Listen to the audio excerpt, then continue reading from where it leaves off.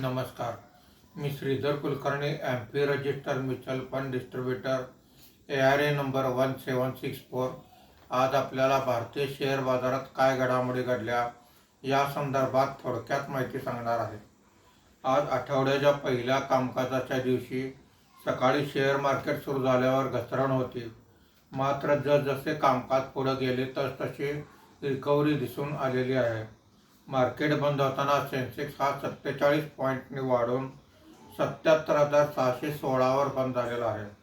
Nifty हा 4 पॉईंटनी वाढून 24,211 वर बंद झालेला आहे.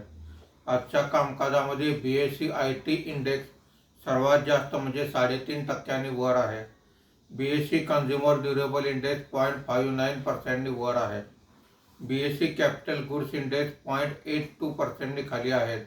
NSE मिड कॅप इंडेक्स आणि स्मॉल कॅप इंडेक्स फ्लॅट आहेत. आजच्या कामकाजामध्ये निफ्टीमध्ये वाढलेले मुख्य शेअर्स पुढील प्रमाणे: TCS 5.44%, HCL technology 4.91%, Tech Mahindra 3.42%, Infosys 3.24% अशी वाढ आहे. आज निफ्टीमध्ये घसरलेले मुख्य शेअर्स पुढील प्रमाणे: ग्रासिम 2.16%, टाटा स्टील 2.13%, नेस्ले 1.94% अशी घसरण आहे. आज FIIने 3,062 कोटी रुपयांची विक्री केलेली आहे.